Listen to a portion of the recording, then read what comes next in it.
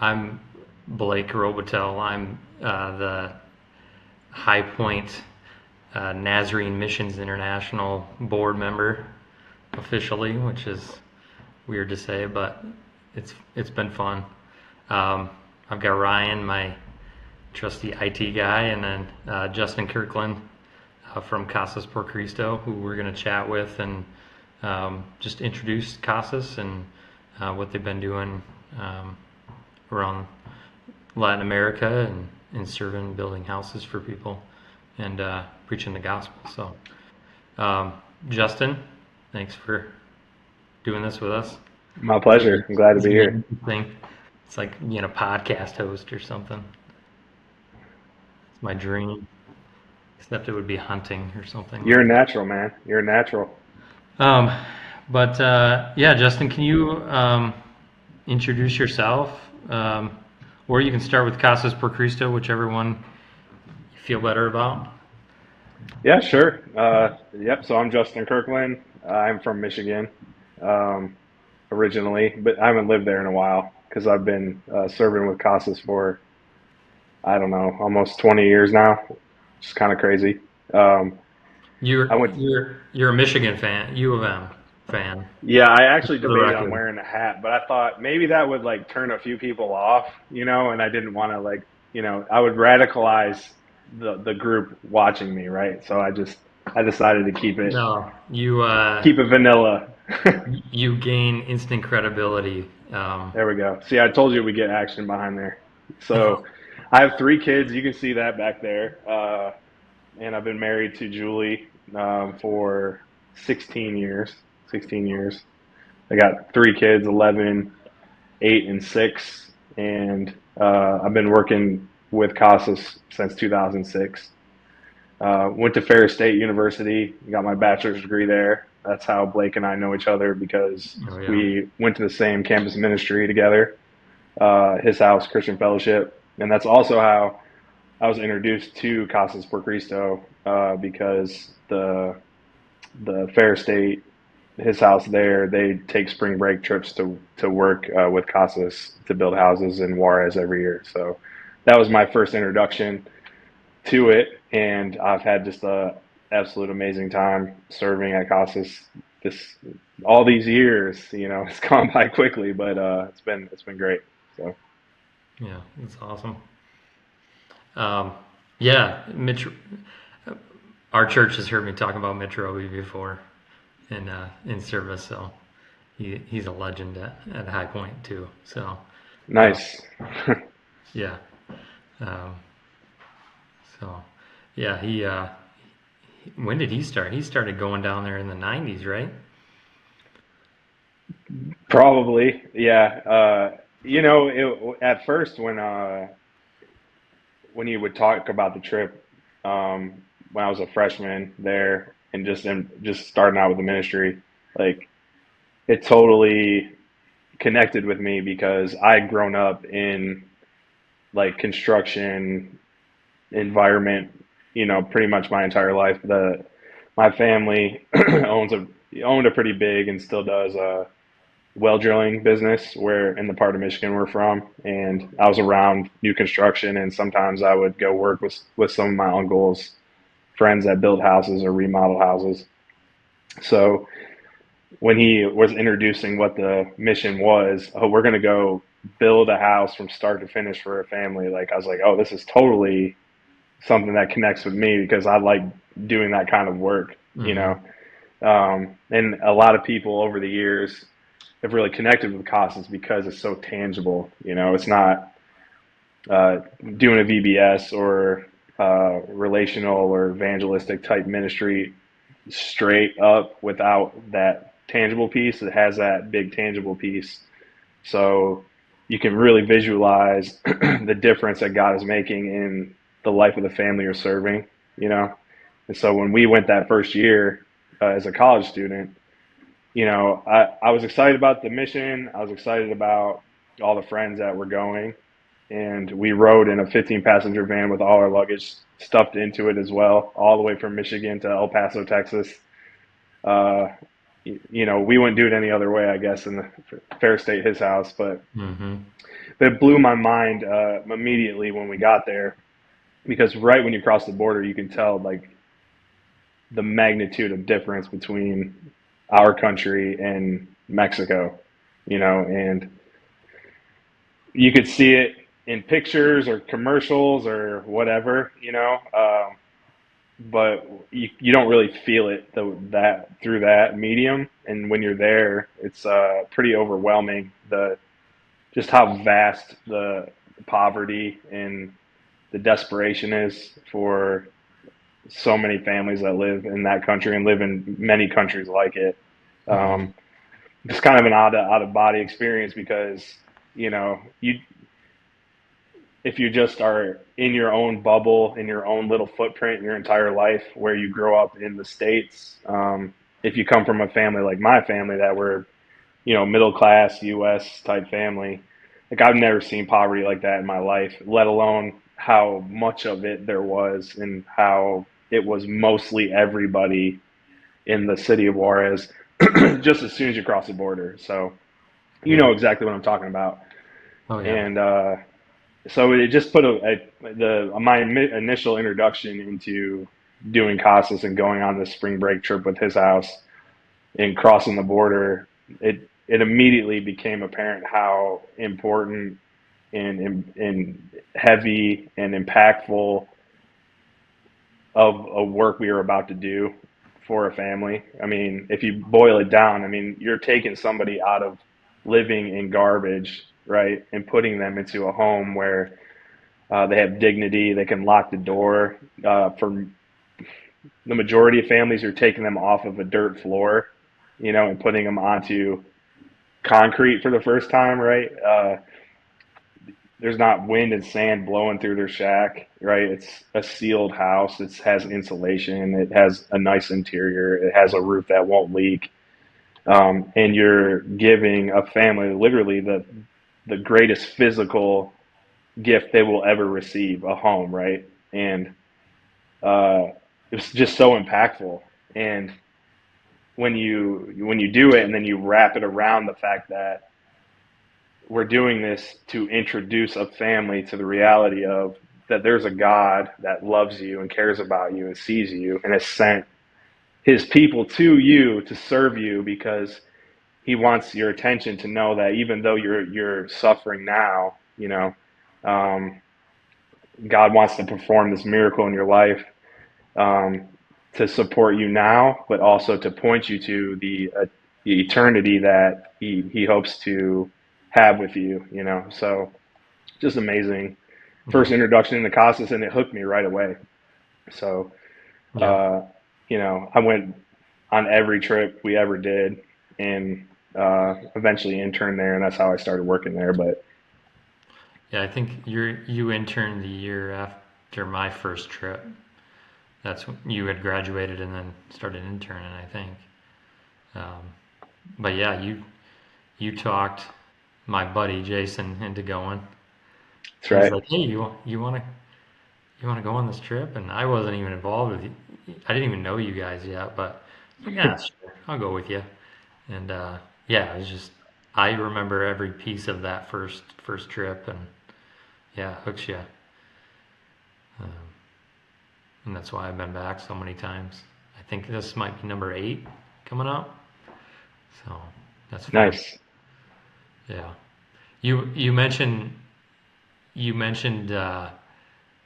like you're taking that family out of a house of garbage.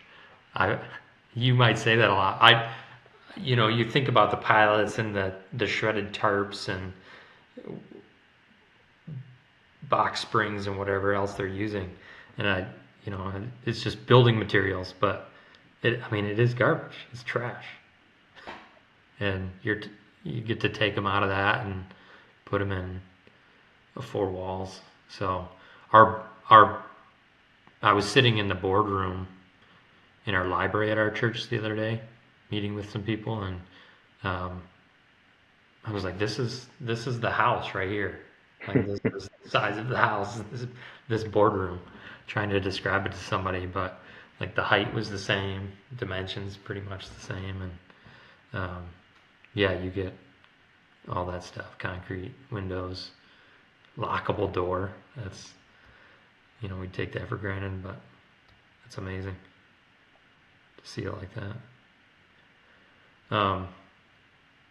How does Casas Por Cristo operate? I know you mentioned, you described the house, but how does Casas Por Cristo,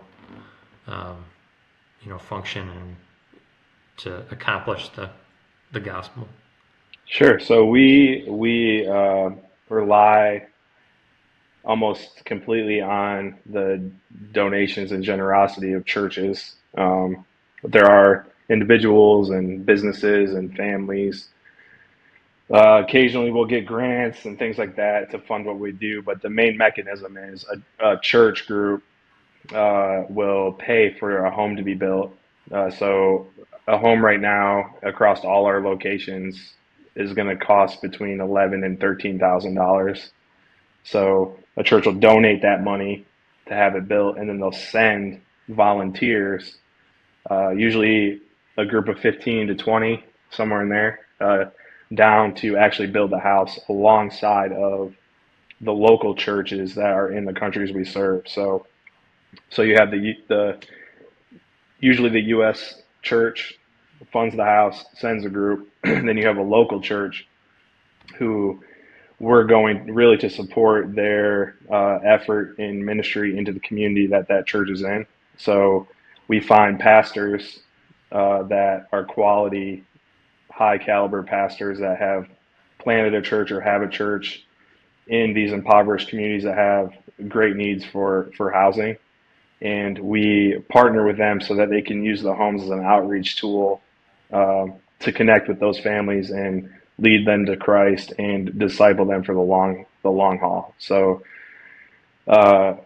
that's the really simple way to say it. We have missionaries, 40, 50 missionaries that work at Casas that all lead the projects. So when a church registers to send a group down and pay for a house, that group is partnered with one of our missionaries, and then they're paired also with that pastor and that family. So a group will come down to us. They'll stay. If you're in this case, if you're building in Juarez, you're going to stay normally in a church in Juarez, or we have a facility there that sometimes people stay at, and then we're building another facility. But you'll stay in country, and then usually takes about 3 to 4 days to build the house from start to finish. So we pre-buy all the material.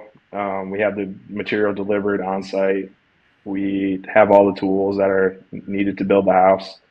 The missionary is the one that is responsible for knowing how to construct the house and also teaching the team and leading the team to build that house. And it's designed in a way that it'll end up being a really quality product for the family, but it's very approachable for anyone with any experience level to build the house. So we have youth groups and senior citizen Bible study groups and family groups and all kinds of different types of group types that come down and build these homes in 3 to 4 days. So and these pastors that we work with in each location we work in all the countries, that we hand them out applications at the beginning of the year based on how many families we think we're going to be able to build for. And they go out and they work with the families that they would like to build for, make sure that they have the documentation for the land, so that we have the legal right to build there, make sure that's all vetted out, make sure they actually have a need, we're not getting scammed or something. And then we go out with that pastor after they submit in that application, and then we make sure everything looks right. And then from that point on, they're just on a waiting list, waiting for a church to sign up to work with us, and then that's how the process starts. So That's cool. We've worked with a few pastors throughout. The last pastor, we didn't even get to meet him. I think we did it for the family, and he was on missions in Chile when we went down there. His mom stepped in and preached the gospel to this family, and that's cool. yeah, it's pretty cool. Um, we actually recently had a missionary from Ecuador, the Kamikaro family, come and preach at our church. He was going on mission to Italy. It's pretty cool to see. That seems to be a trend. Is Latin American pastors going other places, being sent other places to be missionaries. It's pretty cool to see. But, we worked with, when we built with you in 2020, we worked with Hedion. That's right. Police. And yeah, the pastors are amazing. I mean, they jump right in and work and bring people to help, and they're a part of it with us. It's that's one, I think it's becoming one of my favorite parts, is to work with the pastor and see them do their thing locally and preach the gospel. And Yeah, it's so important because, without doing ministry through the local church, right, if you're trying to do it separate, just your own thing, doing it because you want to meet a need, you're not really setting up a good sustainability plan for ministry, because, I've seen ministries come and go, missionaries come and go, but that local church will be there, so to be able to support those churches and those pastors that God has put in those communities, to me, is the only way to do it.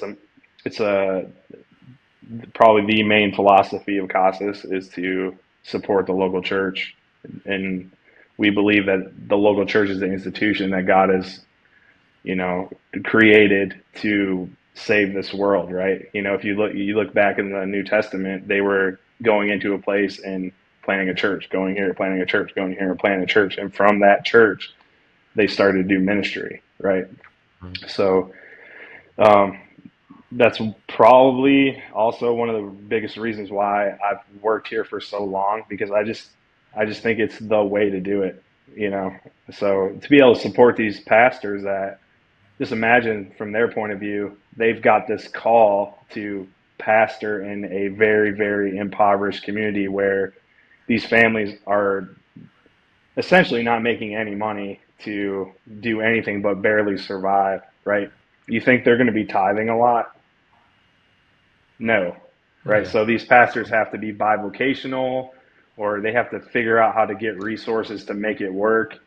Mm-hmm. And there usually never is extra resources to do any sort of tangible outreach ministry into this community. So they have to try to get out there and do the best they can in an intangible way. So providing them with the resources to get out there and to serve their people, Mm-hmm. outside their church walls, uh, is a game changer for these pastors, because it helps them gain the right to speak to a family and to have an honest conversation about their spiritual well-being and Yeah. who God is. And um, so it's amazing.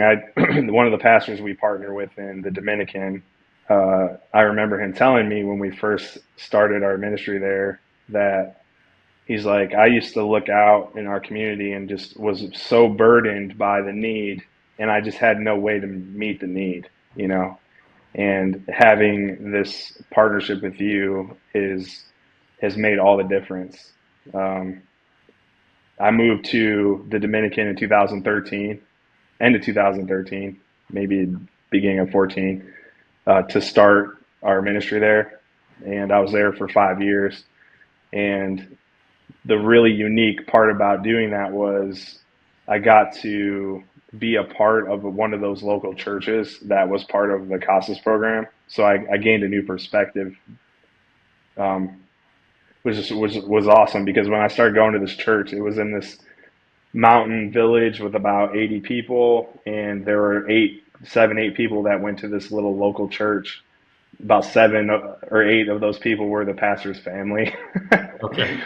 But we started to build in this mountain area, and by the time that I left the Dominican, the church had grown about 60 people. They were adding on to it, and it was all because of their ability to get out into the community and the people being like, "Wow, I can't believe what this church is doing. I want to be a part of a church like that." Or these families that were responding to um, the gospel, essentially, being able to have that pastor who gained that right to speak to that family, and now they've responded to it and are now coming to church. So it was so cool to be a part of that Amazing. for the time I was there.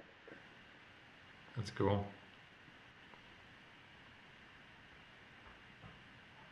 Oh, what was I going to ask you? I don't remember.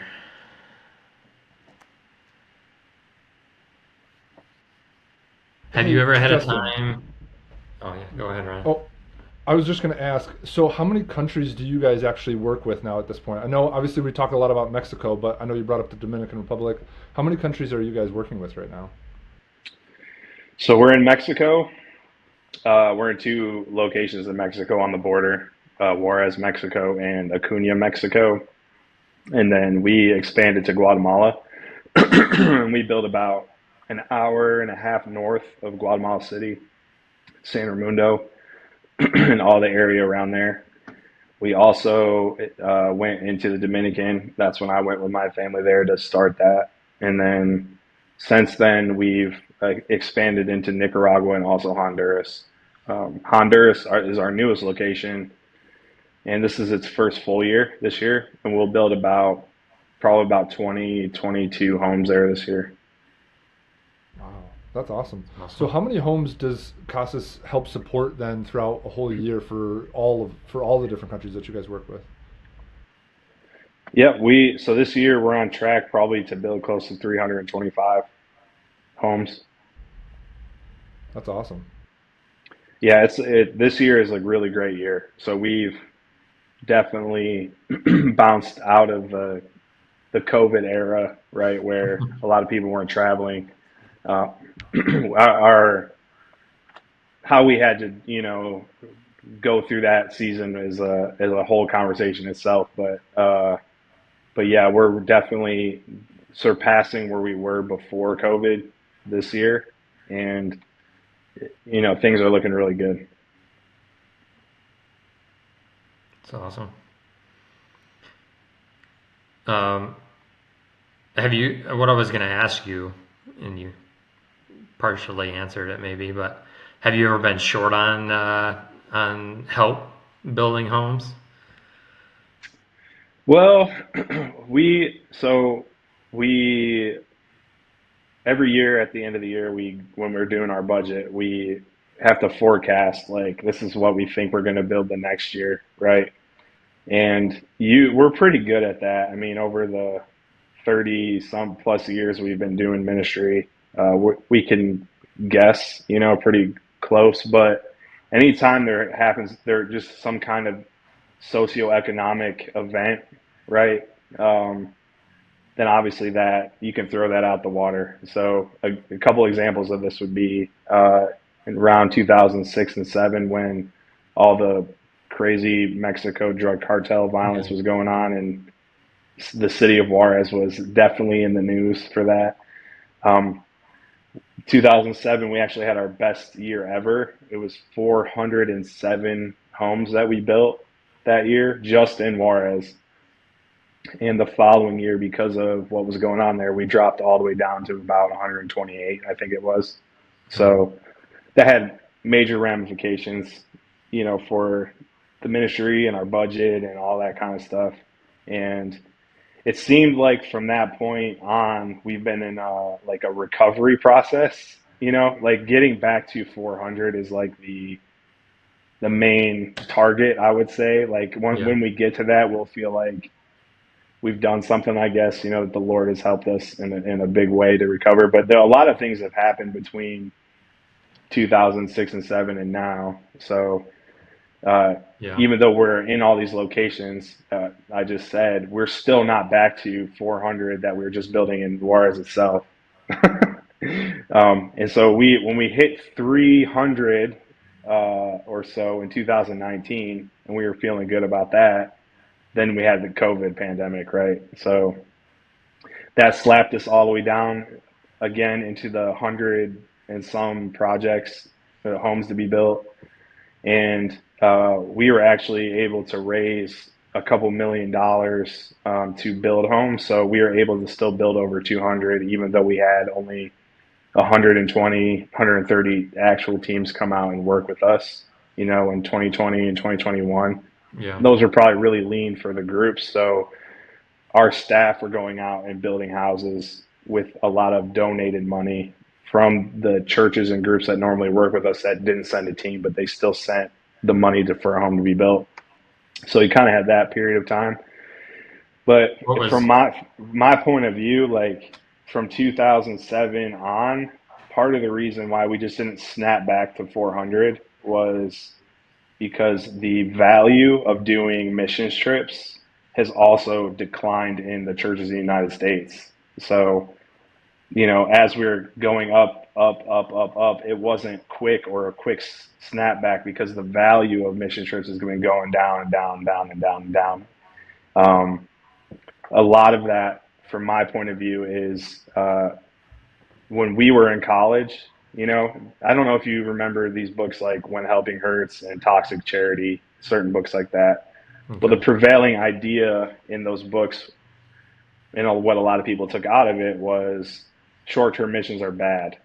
Going on a short-term mission trip is a bad thing, and the young Christians who were digesting that and started to carry that philosophy with them are now decision makers in churches. Right? They're missions pastors and lead pastors. They're the millennials who have taken that idea. So that's, even though I think those books have a lot of qualities you can take from it. I think one of the negative qualities is to put a blanket over all short-term missions and say they're just all bad. Doing them is bad, because in our case, even though we're giving churches a short-term opportunity to step in and support us through building a home, it's really a long-term ministry because we're supporting the in-place local churches that are there all the time. You know what I'm Yeah. saying? Right. So it's not like, okay, we come into this neighborhood 4 times a year and we hand out a bunch of stuff and we create dependency and Hmm. there's no follow up, there's no discipleship, there's no long term ministry care. That's not what we do. But a lot of people will see short term missions or mission trip and they'll associate us with that, right? So Hmm. part of the battle is, talking potential new churches that want to work with us through that, who have that idea and philosophy now. So Yeah, it's interesting you brought that up because we just had a High Point missions meeting on Monday, and it came up talking about the history of our church and our missions trips. Me and my friend Alan, he leads one to Kentucky every year for Appalachia Reach Out, and we're seeing you built with us. We had, I think, 8 people that year that we built in 2020, and most of that was COVID related, but then we went again in 22, and I think we had ended up building with 6 people and had to build with Team Casas to get a big enough crew.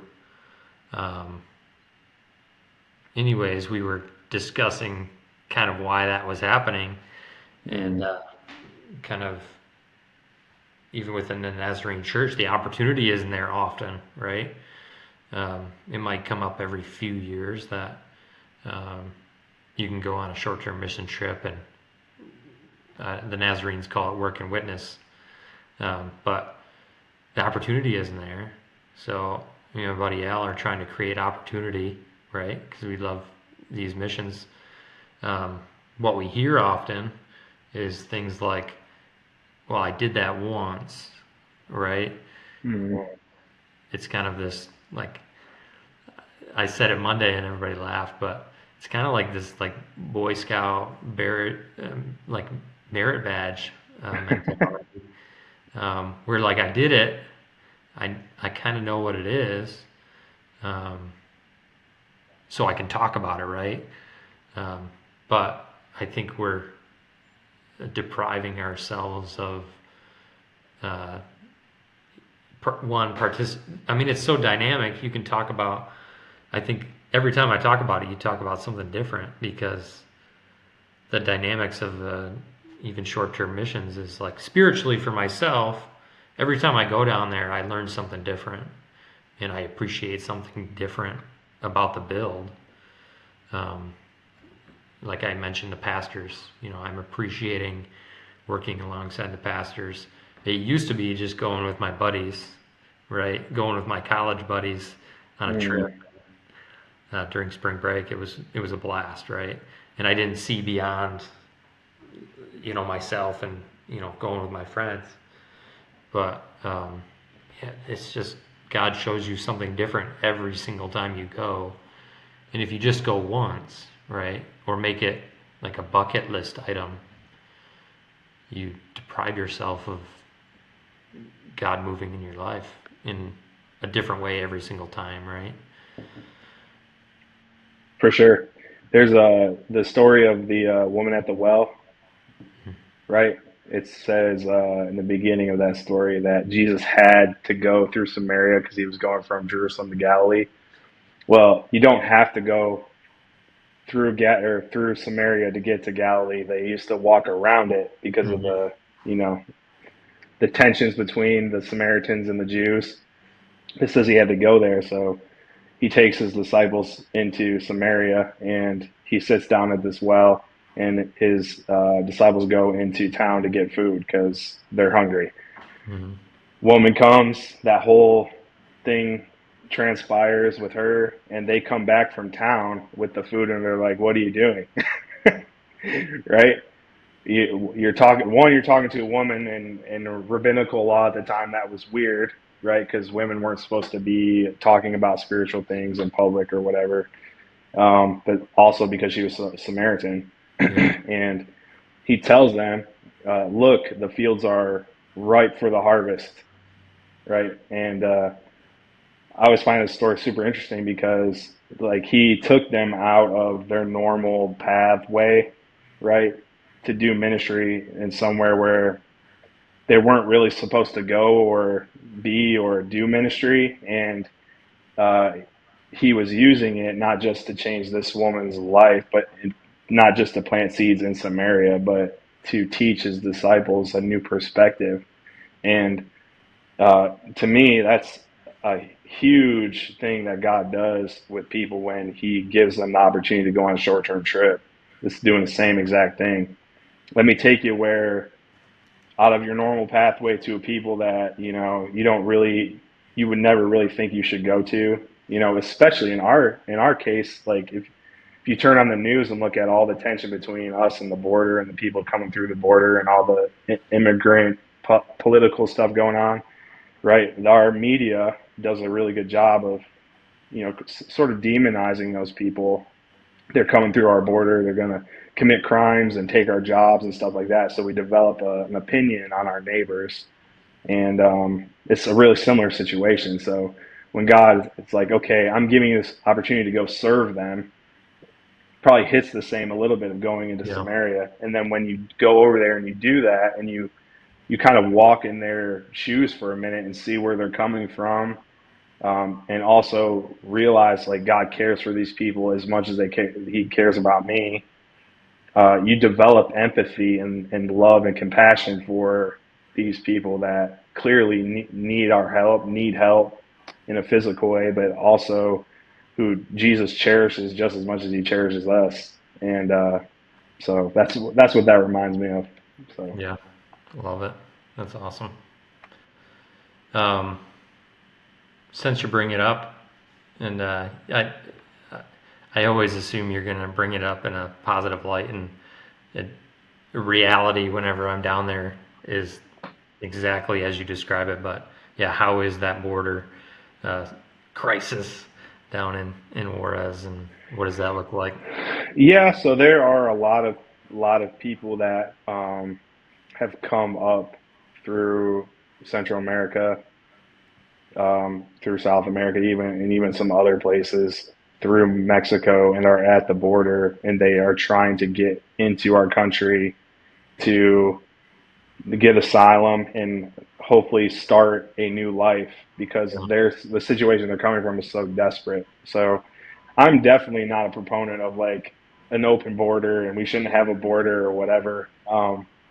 But I also I don't think we should demonize the people or um,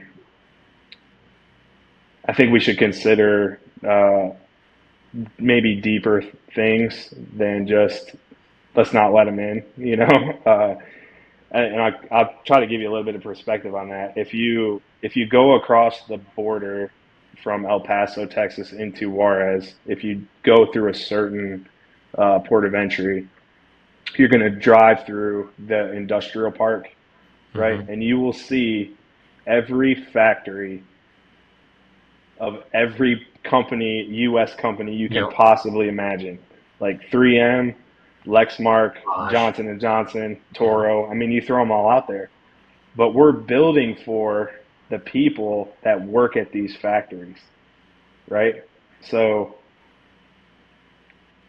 it's a huge point of realization for a lot of people when they drive through there and they realize I'm building for Jose who works at Toro, putting lawnmowers together or whatever he is in Yeah. an assembly line, and they pay him $55, $60 a week to do his job, working six 10-hour shifts, right? So that I can have a lawnmower that is cheaper, and so that shareholders and executives can make more money, right? So, in a sense, like we are partly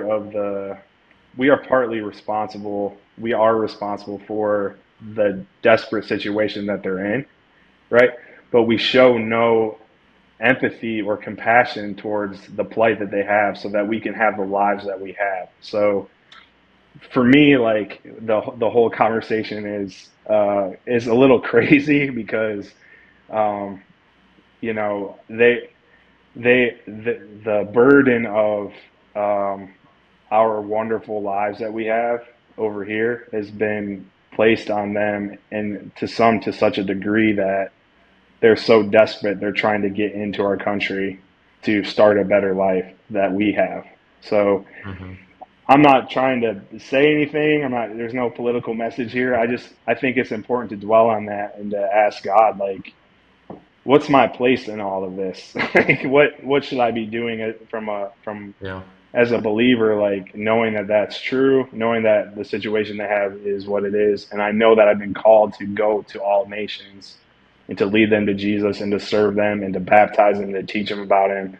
Um, to me, it compels me to serve those people rather than what you were just saying. Like, I don't want to just earn my badge and call it good because I know that that exists. It continues to go on, right? And it motivates me to continue to do my part, you know, from my point of view to serve and to help the situation that's there. Yeah. I remember when you and I built together in 2020 with Hedion that the family we built with looked out. I mean, their real estate was great. I don't know if you remember it. It was up high by that cemetery, right? And it just looked out into this little valley in Hmm. Juarez, um, albeit a little sliver. But then you looked over the hill and it was just trash, right? It was like, oh yeah, was a little, this was a dump, and then so many people came into the city that they had to give them places to live, and this is the place, right? Just put some dirt up there and and give people a little chunk of space to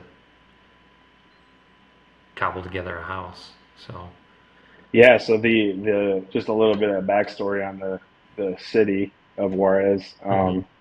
When the trade agreements were signed that we could put our factories over there, Okay. all these people came up in droves to the border. I think this was anybody know when NAFTA was signed? 90s? I was maybe too young to realize that it was going on. I think it was the 90s, but they came up there in droves, right? And they squatted in any of the desert land outside of the city, and that was the primary uh, point of why there's so much housing crisis going on in Juarez, because all these squatter communities were eventually turned into um, like plotted land, Mhm. so that the government had to go in and move these families around because there were so many of them. And they were just trying to build whatever they could up at the time to get shelter to start a job at one of our factories. Well, lo and behold, they weren't getting paid a whole lot, right? And Mhm. there wasn't a never-ending amount of jobs. So a lot of those families, like, they bet the farm to go up to the border to get a job, and they were kind of stuck there in the situation that they were in. So the community that you're talking about was the city dump, and people squatted in there, just like they were squatting everywhere else. You would think, why the dump, right? That's gross and disgusting. Well, there is a lot of resources to build a makeshift shaft or shack in a dump, right? So that's why a Mhm. lot of people would go in there, and so this whole area, right? Sometimes when we're digging up to get ready for the foundation, we're digging up old garbage and all kinds It of was stuff that used to be everywhere. there. Yeah. That tiny little spot, it was everywhere. We were, yeah, constantly. It was, in that, the father of that family, um, if I remember right, his only employment was like part-time labor digging graves, um, I think. And I mean, and it was within walking distance, right? You walk up the road and there's the cemetery. And it's like get a job at the closest place possible. Yeah, exactly. Um, yeah, I don't think I've ever built for somebody that works for Bosch. um, but yeah, I don't think I've ever built within like the city, the main city. But um, yeah, that's there. Those factories are all over there Hmm. in the industrial area. Um, I wanted to tell my story on my encounter, my first one in Casas. Should I tell that real quick? Yeah, tell it. I don't, Let's I hear don't it. know. You probably heard it, but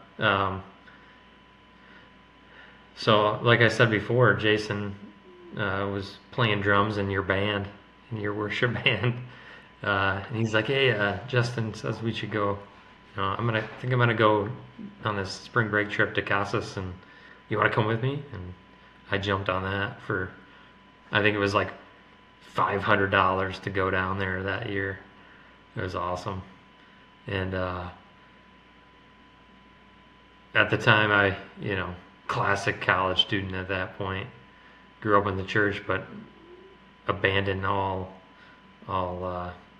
notion of God basically, and living the college life, and um, went on this trip to Casas Por Cristo with you guys, and um, it was towards the end of the trip. We had built and done all that, and we were sitting in the van on the way back to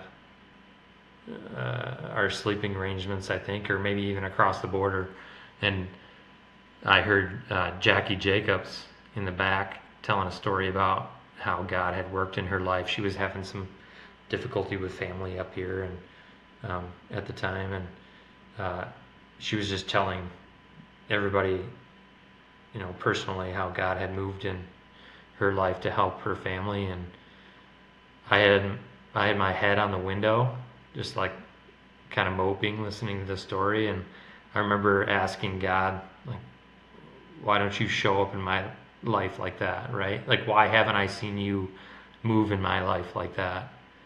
And that probably the right question to ask, not out of frustration, right? Uh, that's not something you ask a God that can do just about it can do anything, right?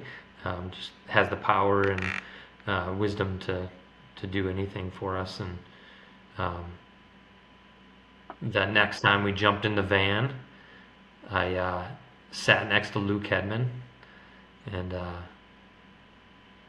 he started picking away at my life and just getting to know me. And now that I think back on it, it's like only a godly man could have asked those questions with that much care to make me know that he wanted to know me genuinely, right? Like I've never seen, like that I've never felt before. Somebody that caring and godly asks questions about your life and what you want to. They were pretty simple questions. What's your family like, and what do you want to do with your life, and all this stuff. But just the genuineness of those questions was just piercing. It was, I've got the wrong friends. I'm doing the wrong things in life, right? And just super powerful the way, he approached that conversation. And, from that point on, I was baptized that spring, and living in the house with you guys at the campus house, doing campus ministry the next year. And it was just amazing transformation, what God did in my life. And, all because I jumped in a van with 14 other people and went and built a house. That's awesome. So, yeah, just amazing. And I've never had the same experience again. As far as, going and building, God shows me something different every time, and just develops me, and it's great. Can't wait to do it again. So, yeah. Do you have any good stories for us? Anything you want to share that's on your heart? Or we haven't even talked about your recent builds yet, or what you've been up to with Casas. But has God been moving in any way lately? Yeah, for sure. I guess I could talk about how, he got us through 2020, 2021, beginning of 2022, that whole deal. Because you had no one could travel, and then because of a lot of different things that were going on in the economy, the material prices went skyrocketing high. The price of lumber, for example, was insane. So we kind of got hit double because we're a little bit in the travel industry and also in the construction industry, right? But you know what? I've never seen generosity poured out towards our ministry like that. Because you'd think everyone's going to kind of shell up and take care of themselves, but everyone cared about what was going on with Casas. We had insane donations come in from the most random places where you're just like, yeah, God did that. We got this check for $225,000 that came in during all that, from the Sisters of something something in New York State. We don't like interface a lot with the Catholic Church, and this Okay. was like, is this a mistake? So we called them. We're like, so did you mean to send us a check? And is it supposed to be 200 and some $1,000? Yeah. And one of the nuns in their little, I don't know, you call them a convent or what you call them, but she had come on a build when she was a kid, and the Catholic Church had all this money that they wanted to give out to support different areas during the pandemic. And one of the areas they wanted to support was ministry going towards people along the border. And she was like, "Oh, I know a place." So they just cut us the biggest check we ever got ever. It was like insane, right? Because Yeah. in this time, like we have tiers of cuts. Okay, well, if our budget gets to this point, we're gonna we're going to take away health insurance for our staff members, right? Because to this tier, we're going to have to lay some people off, right? So it's scary. And Yeah. then, God and the generosity, that people were moved to do just was pouring through our ministry. And now, today, we're in the best financial position we've ever been in. So much so that we're starting to invest a lot more into the locations that we're building. So we have 3 or 4 building projects going on for facilities for teams in different locations. We've been able to like actually buy trucks that don't break down every other day when you're trying to use them. Tools. Vans with AC. Got those yet? Exactly. Vans with AC. That's a good one. I like that. We were able to invest in expanding into Honduras, and our ministry is debt free. So we're just in a really good spot. Like I said, we're going to be in the 320s or whatever this year, somewhere in there. Right now we're at 306. I looked today, so I think we'll end up like 320 something by the end of the year. But that's a top 3-4 year for us, getting to that mark. One of the things that we started about 5 years ago, 6 years ago, when I came off of the field in the Dominican, I started a new team within our ministry, and what we do is go out and recruit more churches to work with us. So before that, it was just all kind of word of mouth, organic growth. And, we've had an amazing year. There are 53 new churches that are working with us this year for the first time. Oh, wow. And our recruitment of new churches to work with us is, for the last 3 years, has been 36% growth year over year for new churches. So that's going really great. I am absolutely maxed out on the amount of building I can do without, getting a divorce or not being able to do my job for the ministry. Yeah. So it's an exciting time for us right now because things are really kicking off. Like, we feel like we have a lot of momentum behind us as far as growth for new teams, the amount of projects we're able to do, being able to support Honduras as a new launch, investing in our locations, and it's all going to just continue to go, hopefully, as long as we don't hit another global pandemic or some unforeseen thing, But I tell you what, it's just taught me that you just have to trust God, We freak out so much, and it's like I've been in all the freak out meetings, and it's just great to have been here for so long, where when the next thing happens, it's like, look, guys, like, God is taking care of us every single time we've hit a rough patch or a storm that's out of our control, right?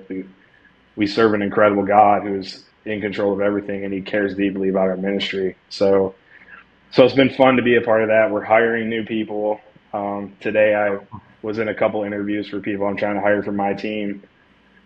So just a lot of fun, really fun things going on. It's an exciting time to be at Casas, work at Casas, partner with us, and I think that one big improvement, the hot box church where you got dehydrated and had to go to the hospital that we stayed in has air conditioning now. That's amazing. Yeah, like legit, real air conditioning, not fake air conditioning. So that's a big improvement, right? Yes, that is a huge improvement. Yep. My kidneys are fine so far. That was all my fault. Just to clarify that. Like, I shouldn't have taken ibuprofen. I'm a pharmacist. I shouldn't have taken ibuprofen and then, like, overexerted myself and dehydrated myself and then put myself into acute kidney failure. But you saved my life, Justin.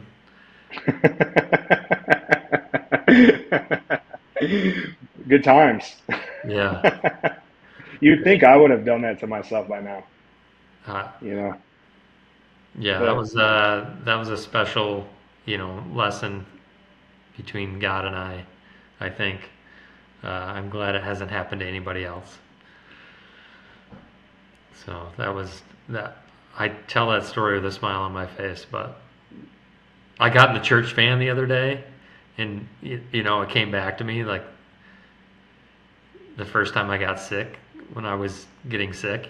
It was like throw the car door open in the middle of an intersection in Juarez and do my thing and carry on. What a mess.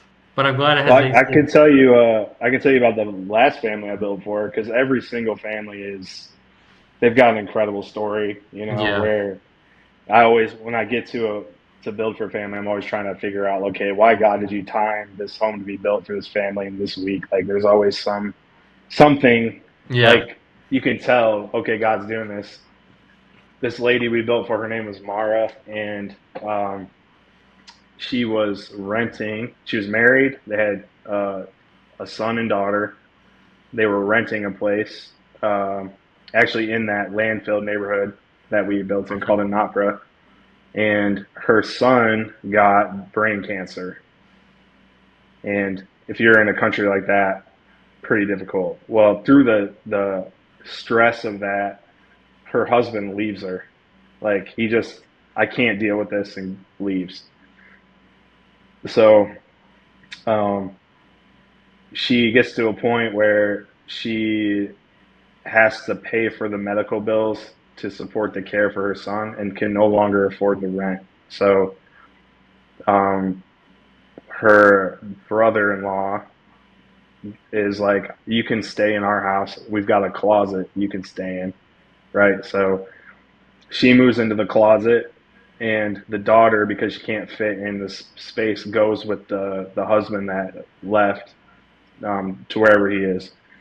So her brother-in-law and her sister help her get a little lot right next to him, and that's where we come and build her a house. So uh, her son had passed away like a few months before we had gotten there, and you could tell it was just really raw still for her. yeah, And she was acknowledging through the week when we were serving her that, God has come to me in this very difficult time of my life, where I'm homeless and my son has passed away and my husband's left me. And building her that home also was going to give her enough space to have her daughter come back and live with her, right? So a super impactful week. yeah, It was hot, man. It was like 108, 109 degrees, and it's hard to work in that, but when you have that purpose, and you can see what you're doing like that, like, all that stuff is, you can suffer through it, right? yeah, Because you absolutely. have that in front of you. Like, wow, God has really called me to something really awesome here, and what a privilege it is to be able to be a part of what God is doing right here, just on this little piece of land for this lady. So awesome build. I could Yeah, go back to the build before that and before that and before yeah, that and give you stories like that, and it's just so it's amazing. yeah. I've never asked that question before. Like, why did God time this family for when I'm here or when we're here?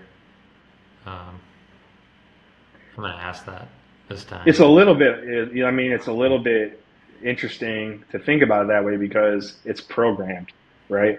It's heavily programmed. Like, you guys Sure. signed up, everyone turned their Yeah. money in, they turned their application in or whatever. But I've always found, like, even amongst the programming and all that, like, God has woven in a billion things together. And the people that are on the group that's come down, like, they were supposed to be together, on this team together for whatever reason. God, like, this young man was supposed to talk to this guy in the Mm-hmm. church on this build because God timed it and ordained it for it to happen. And in that conversation, this young man's life is going to be changed. Or in this case, it's completely obvious with Mara, like, why we were there and the timing we were there Right. for. Um, God is constantly weaving together everyone's stories, and can you just imagine the complexity of that? It says in Ephesians 2 that that He is created us in Christ Jesus to do good works that He's prepared for us to do in advance. So all these weavings and threads going through everywhere, He's planned out. Like, it's just mind. It's, you try to think about it and wrap your mind around it, but it's almost impossible to. It's like Yeah. it is impossible to. It's so complex. But you know that this timing and how God has put things together is on purpose, and it's just so cool to just be a witness to it, you know, Yeah. as it happens. That's a good way to put it. Like, you want to be a part of it, just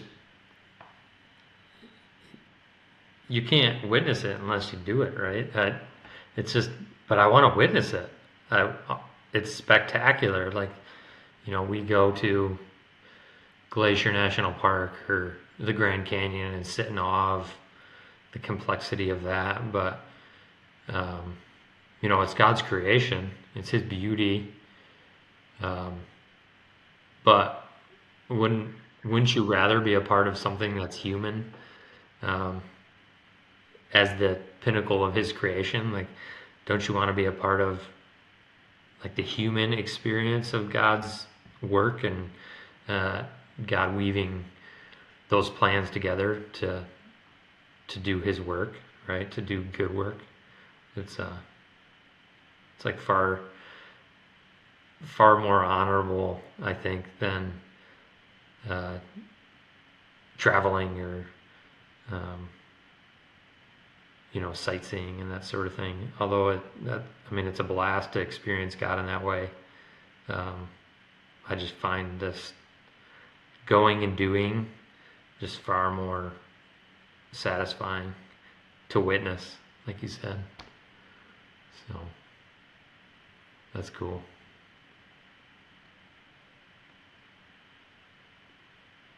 That's what I'm gonna think about on my hour-and-a-half drive now.